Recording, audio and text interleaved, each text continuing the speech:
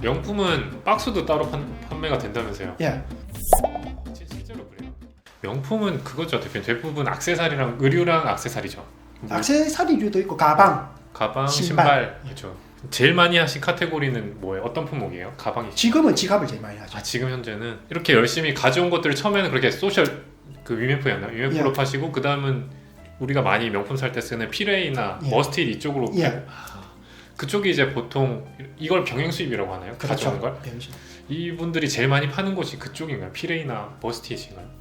지금은 이제 네. 정확하게 매출이 어떻게 되는지 모르겠는데 그때 당시에는 제가 올려보니까 네. 피레이가 90%. 현재는 좀 바뀌었어요. 저는 피레이 위주로 하니까 예전부터 이제 고인물이 되다 보니까 피레이 위주로 하니까 피레이가 좀 높은데 네. 예, 신규로 입점하시는 분들 이런 얘기를 들어보면 네. 그 머스데이시 잘 나가신다는 분도 많고 머스데이시 올인하신 분이 많더라고요. 네. 저는 머스데이 저도 같이 입점돼 있긴 한데 머스데이시 매출이 저조하더라고요. 그래서 어쨌든 병행 수입하는 사람들은 그 두 마켓은 꼭 하긴 해야겠네요. 그리고 뭐 스마트 스토어 이런. 그렇죠. 명품을 근데 얘기해 주시는 게 막 매주 가서 지금 막 한국으로 막 가져왔다고 하셨잖아요. 그 네. 말인즉슨 그러면 다 살 순 없나 봐요. 그렇죠. 근데 꾸준히 나오니까 아. 그리고 돈이 없는 거예요. 결론은. 돈이 부족한 거였어요. 예, 물건값이 워낙 고가라인이다 보니까 제가 이거 돈을 넣는다고 해서 그거는 표도 없는 거예요. 이쪽도 경쟁이 치열한가요, 대표님? 어마어마하죠. 어마어마하죠. 그렇죠. 근데 이제 보면 매출 많으신 분의 특징은 있어요. 투자금이 많아요. 워낙 단가가 비싸다 보니까 투자금이 많으면 많을수록 이 매출이 커지는 거는 이게 완전 그거더라고요. 돈 내고 돈 먹기.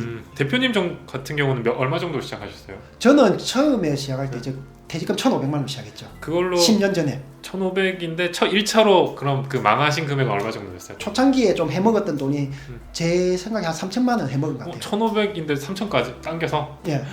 2차 자금 그럼 또 빌려서 하신 거예요? 그 어머니랑 살던 집을 담보 잡혔죠. 어떻게 그렇게 근데 그렇게 되겠다 싶었어요, 대표님? 이게 딱 해보니까 진짜 돈만 있으면 되겠다고 생각이 되더라고요. 처음에는 안 됐잖아요. 근데 그걸 이제 하다 보니까 이게 좀 공부도 하다 보니까 이거는 되겠다고 오히려 더 공부하니까. 그래가지고 어머니 집을 담보를 잡히고 3천만 원을 받았죠. 프라다 안 됐으면 큰일 날 뻔했네요. 그렇죠. 그것도 들었어요. 명품은 박스도 따로 판매가 된다면서요? 예. 실제로 그래요? 겉포장만 팔아야 돼요, 그럼? 예전에 초창기에는 그런 얘기가 있었어요. 중고나라에 네. 샤넬 쇼핑백이 2만 원, 3만 원에 팔린다. 그런 얘기가 있었는데 어느 순간부터 쇼핑백은 안 팔리고 박스는 팔리는데 이제 샤넬 같은 경우는 거의 안 팔리고 에르메스만. 에르메스는 박스만 팔려요, 그럼? 예, 이게 주황색 박스인데 왜 팔리는가 제가 분석을 해봤는데 쇼핑몰 하시는 분들이 많이 사더라고요. 뒤에 배경에 놓고 찍으려고. 요즘에 유튜브 같은 거 보면 룩북 이런 거 유행이잖아요. 네. 그러면 뒤에 이게 좀 배경으로 놔두면 이쁜가 봐요. 그 예뻐요, 박스가. 그 시그니처 박스잖아요. 그렇죠. 그러니까 이게 한 개만 갖다 놓는 게 아니고 이게 크기 샤넬이나 루이비통 같은 경우는 박스 크기가 좀 정해져 있는데 이거 좀 에르메스는 크기가 박스가 종류가 엄청 많아요. 수십 가지가 돼요. 한번 크기별로 이렇게 처음부터 위에까지 쌓으면 좀 이쁘게 나와요. 저희 집도 한 이만큼 쌓여 있는데 예전에 한번 유튜브 찍은 영상에서 이걸 언급을 하니까 개인적으로 연락이 왔더라고요. 박스를 팔라고. 그래가지고 박스 몇 개 팔았어요, 저도. 그냥 개인적으로 판매를 하려고 한 건 아닌데 연락이 왔는데 갖고 집에 있는 박스 몇 개 팔았어요. 지금 근데 아까 말한 3대 명품은 그러면 돈 있으면 많이 가져올 수 있는 건 아니에요? 그것도 이제 구매 제한이라는 게 있어가지고 이제 한 사람당 판매되는 개수가 정해져 있기 때문에 그렇게 많이는 못 가져오고 그다음에 좀 가져올 수 있는 방법들은 여러 번이 있어요. 근데 이제 그런 걸 해야 되죠. 그러니까 부지런해야 돼요. 여러 번. 전 세계 토탈 제한인 거예요? 아니야. 나라마다. 몇 개 정도예요, 보통? 그 샤넬 같은 경우는 지갑 4개. 한 달에요? 2달. 60일. 60일에 4개 살 수 있는 게? 지갑 4개, 가방 하나, 신발 4개, 액세서리 4개 뭐 그런 식이에요. 그러면 그건 있어요. 가족이 개인별이에요? 가족이 4명 4인 가족이면 1인당 4개예요? 그렇죠. 그냥 그 사람의 신분증 가지고 하는 거예요? 그렇죠. 외국은 여권, 한국은 신분증. 살 때 신분증을 달라고 해요. 진짜요? 네. 그리고 뭐 에르메스 같은 경우는 인기 좋은 제품은 그냥 일반인은 못 산다고 보시면 돼요. 이게 가장 실적을 많이 보는 브랜드가 에르메스예요. 실적이라면 구매력? 예, 구매력. 이제 인기 좋은 제품, 아까 벌킨 얘기했잖아요. 벌킨 1,500만짜리 2,500에 거래되잖아요. 그건 그냥 안 줘요. 제가 지금의 허들이 좀 더 올라갔는데 3, 4천을 매장에서 허드리한 걸 사줘야 그 벌킨 한 개 살 권한을 줘요. 허드리한 게 뭐죠? 뭐 접시, 진짜요? 뭐 의류, 아. 뭐 이런 걸 사주고 그다음에 이게 구매 이력이 이제 돈으로 다 나오잖아요. 구매 이력이 다 나오니까 저장이 되니까 그러면 그런 걸 가방 빼고 한 3, 4천 원 사면 벌키는 한 개 살 수 있는 권한을 줘요. 그것도 이제 셀러랑 이제 자기 개인 셀러가 있어요. 담당 셀러가 있어요. 담당 셀러가 이제 자기가 재상을 다 해주니까 그거를 이 손님은 이 정도 샀으니까 벌킨 하나 받을 권리가 되니까 위에 건의를 한다고 하더라고요. 그러면 이제 거기서 이제 점장님이 오케이 하면 주고. 그것도 바로도 안 나와요. 주문하고 나서 언제 나올지는 몰라요. 이제 기댕겨야 돼요. 그런 식으로. 저 기댕기고 있어요. 와 대박이다. 그게 전 글로벌하게 그렇게. 아니요, 한 매장. 진짜요? 그러니까 요 매장에서 2천만 원 사고 저 매장 2천만 원 사면 2개 정도 구할 수 있어요? 아니죠, 헛방인 거예요. 아 진짜요? 한 매장에서 3천 정도 사야 돼요. 그러니까 전 세계에서 이런 식으로 하는 거예요? 모든 전 세계 에르메스는 다 그래요. 아 진짜요? 많이 산다고 약간 혜택을 그래도 주는. 예. 인기 있는 가방은 창고에 다 있어요. 겉에 안 내놓고. 겉에 내놓는 거는 그냥 파는 거고요. 그냥 그렇게 인기가 없는 제품이고 뭐 이렇게 되는 거는 뭐 이제 창고에 가보고. 뭐 처음 한 사람은 절대 못 사겠네요. 그 저 이제 처음 하시는 분들은 에르메스 하고 싶다고 막 하시면 조금 구매력 쌓이시고 하시라고. 그리고 요령 좀 생기시고. 그럼 이쪽 하시면서 대표님도 손해 보면서 파는 것도 있겠네요. 저는 웬만하면 손해보고 파는 건 없게 하려고 노력 중인데 그게 잘 안 되더라고요. 그건 에르메스 같은 경우. 그래서 아까 제가 에르메스 박스 이만큼 쌓여있다고 했잖아요. 그거 우리 집에 다 쓴 거잖아요. 아 진짜요? 그러니까 저는 이제 제 와이프가 접시를 좋아해가지고 접시가 좀 많아요 집에. 제가 얼마 전에 접시 집에 이제 개수를 세알렸거든요. 에르메스 접시가 한 5, 60개 되더라고요. 와 손님이 오면 깜짝 놀라겠는데. 접시가. 근데 뭐 손님 올 때 쓰는데 그냥 집에 짜파게티 끓여 먹고 그냥 에르메스 접시에 부어서 먹어요. 샤넬은 구매 제한, 에르메스는 기본 깔고 가는 게 일단 구매력 있어야 되고 나머지 하나 뭐예요? 3등. 루이비통. 루이비통은 제한이 있어요? 루이비통도 그 개수 제한은 있다고 하는데 그렇게 심하지는 않고요. 근데 그 심하지 않는 만큼 돈 되는 품목이 몇 개 없어요. 예, 루이비통 같은 경우는 이제 그 유럽이랑 가격 차이가 많이 나요, 한국이랑. 그래서 무조건 유럽에서 들고 오는 게 무조건 이득이에요. 그래서 이런 3대 브랜드 같은 경우는 뒷구멍도 없고 이렇기 때문에 누가 한 번씩 가다가 뭐 이런 거 많이 구해줄 테니까 돈을 달라 이런 경우는 다 사기꾼이거든요. 무조건 그런 사람하고는 멀리하세요. 그러면 이렇게 도매가 없으니까 제가 만약 이 사업 한다고 하면 그 유명 브랜드들을 공부해서 뭐 스페인이든 이태리든 갔어요. 그러면은 뭔가 구석에 박힌 막 작은 매장을 어떻게든 막 찾으려고 하고 이런 건가요? 그런 것 같지는 않고요. 어차피 잘 나가는 물품은 큰 매장에 많아요. 무조건. 그러니까 굳이 작은 매장을 찾을 필요는 없어요. 남들이 안 가는 걸 찾을 필요는 없고. 찾을 필요는 없는데 이제 진짜 뭐 시즌이 지나서 있는데 검색해 달라고 뭐 어느 매장에 있는 거 검색은 해주거든요. 그런 식으로. 그런 거는 하는데 그걸 가지러 또 유럽 넓은데 그걸 가지러 한 개 가지러 가지는 않아요, 굳이. 그래서 큰 동네를 가요. 일단은 만약에 이제 프랑스를 가면 파리에. 그 다음에 이태리를 가면 로마, 밀라노 두 군데. 어차피 물건은 있는데 많이 사지 못하지만 어쨌든 물건이 있으니까. 명품도 대표님 막 새로 나온 게 많아요. 저 잘 몰라서 그런데. 근데 이제 스터디셀러가 있고요. 꾸준히 나오던 게 있고, 그 다음에 이제 신상이 나오는 게 있는데, 신상을 보면 이제 한 번씩 가다가 이제 테스트도 하고 한 개 사보죠. 한 개 사보고 반응 안 좋은데 이러면 손해 조금 보고 팔고. 그런 식으로. 한 번 손해를 본다고 생각하는 거죠. 대박 나면 계속 하는 거고. 저도 약간 그 하나 팔린 걸 막 사입해 본 적이 있는데 한 번 팔린다고 또 계속 나가지도 않더라고요. 그렇죠. 이게 참. 근데 유행을 잘 타야 되고 시즌도 잘 타야 되고 그리고 연예인 빨이 있어야 돼요. 한 번씩 가다가 연예인들이 들고 나오면 또 확 오르거든요. 그러다가 근데 브랜드 인지도가 또 내려가면 또 안 팔리고 이런 거예요. 그렇죠. 그리고 이제 좀 나만의 팁인데 가기 전에 그쪽 브랜드에 전화를 해요. 국제 전화해요. 이거 물건 있는지 없는지. 그럼 뭐 알려주거든요. 안 알려주는 데도 있지만 웬만하면 알려줘요. 그리고 그런 데 같은 경우는 샤넬 같은 경우는 영어를 웬만하면 써요. 그리고 영어가 안 되는 나라다 이러면 또 아는 지인들 통해하고 그 나라 말 할 수 있는 사람을 통해 갖고 어찌 하든 일단 미리 기본 정보를 얻고 가요. 그리고 물건이 이제 많을 수도 있고 작을 수도 있잖아요. 좀 물건이 작다고 하면 일바로 가는 데가 거기예요. 호텔에 물건 그 가방 놔두고 일바로 무조건 먼저 거기부터 가요. 근데 물건이 좀 많다 싶으면 좀 여유롭게 가는 편이고. 그런 식으로.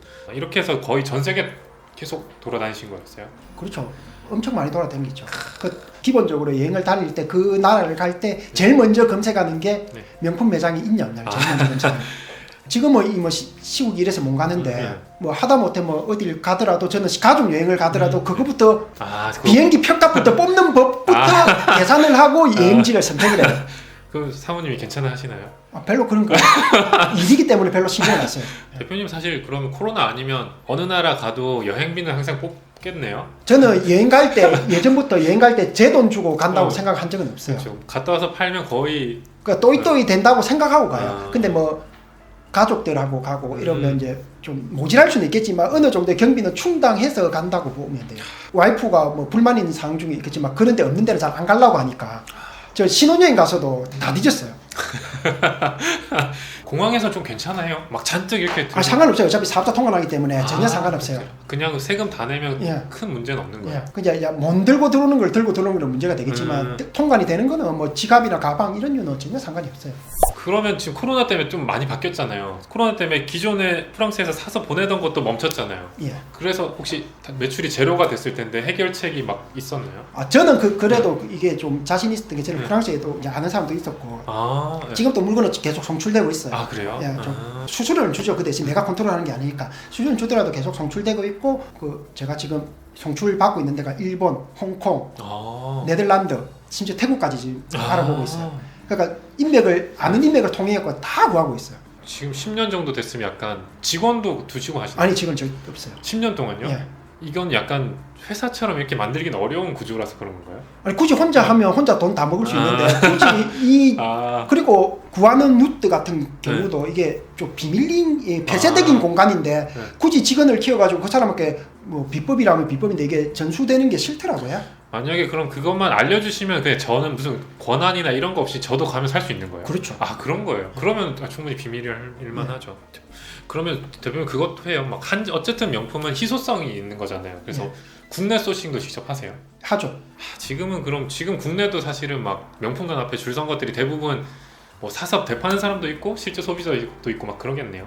그렇겠죠. 근데 이제 제가 생각에는 그 앞에 한 10등까지는 사서 대파는 사람일 거고 10등까지는 항상 보통 그래요. 보통 보면 이제 고정일 거라고 보고요. 한 번씩 가다가 이제 인터넷 커뮤니티 상으로 보면 뭐 업자들은 어디서 정보를 캐가지고 뭐 셀러랑 짜고 이렇게 물건을 사러 간다, 사내를 줄을 선다 이런 글이 엄청 많아요. 그런 거 없습니다. 그냥 직업이니까 맨날 서는 거지 아무도 정보는 알 수가 없어요. 그럼 소위 막 유명한 나이키 이런 것도 하셨었어요? 저는 나이키는 안 하는데 요즘에 좀 유행이더라고요. 코로나 이전 당시에는 나이키가 저기 매장 앞에 줄 서서 드랍을 받았어요. 그래서 줄을 서면 됐었어요. 근데 지금은 이제 인터넷으로 무조건 추첨을 해요. 추첨이에요. 그것도 이제 선착순이 아니고? 예, 선착순이 아니고 이제 추첨인데 오늘도 하나 있었죠. 덩크로 오늘 드랍했어요. 저 한번 했는데 오늘 떨어졌더라고요. 요즘에 인터넷에 좀 이게 돈이 된다고 이제 소문이 나가지고 너무 많아요. 추첨에 신청하는 사람이 카카오톡 아이디 하나 있으면 신청이 되거든요. 그리고 나이키 같은 경우가 우리가 생각에는 서양인이 발이 클 것 같은데 동양인이 발이 훨씬 발볼이 커요. 맞아요. 그래서 서양인 신발은 한국 사람한테 안 맞아요. 그래서 어느 순간 그 나이키 하시는 분들은 일본 나이키에서 많이 가져갔다 하더라고요. 왜냐하면 디자인도 동양틱하고 발볼도 맞고 이래서 일본께 많이 장사를 했다고 초창기에 그래 하시는데 지금은 거의 요즘에는 그런 나이키는 인기가 없고 요즘 이제 한정판 조단 같은 경우나 이지부스트 같은 이런 한정판이 인기다 보니까 요즘에는 그 이지부스트 이런 것도 직구로 저 드랍하는 거 미국에서 드랍한 거 수입해서 많이 팔더라고요. 하나 또 궁금한 게 요즘 구매 대행이 꽤 유행이잖아요. 예. 해외 아마존, 영국, 뭐 유럽 명품 쇼핑몰 구매도 잘 안 되니까 결제도 잘 안 되니까 거기에 어떻게 알아내서 배대지로 해서 이렇게 하는 구매 대행 이미지 긁어다가 등록하기도 하고 요거는 좀 어떻게 대표님 개인적으로 어떻게 생각하세요? 다른 분들은 다르게 생각할 수도 있는데 저 개인적으로는 저는 별로라고 생각해요. 그냥 진짜요? 사진을 이렇게 긁어와서 올리는 거기 때문에 이게 일단은 경쟁자가 많을 거고요. 같은 사진 퍼와서 하는 경우가 많을 거고요. 그리고 자기가 물품을 가지고 있는 게 아니기 때문에 그쵸. 명품이라는 게 사람들이 소비 심리가 뭐냐면 일단은 내가 100만 원이든 200만 원 결제를 해야 물건을 누가 뭐 구매 대행이든 판매든 보내줄 거 아닙니까? 근데 구매 대행은 200만 원짜리를 결제를 해놨는데 언제 올 줄 모르잖아요. 맞아. 이제 언제 올 줄을 모르니까 그에 대한 리스크가 있는 거죠. 나는 당장 갖고 싶어서 주문했는데 몇 달 뒤에 올지도 모르겠고 구매 대행 하시는 분들도 연락이 좀 오던데 야, 이게 너무 기간적으로 기니까 CS가 너무 많대요.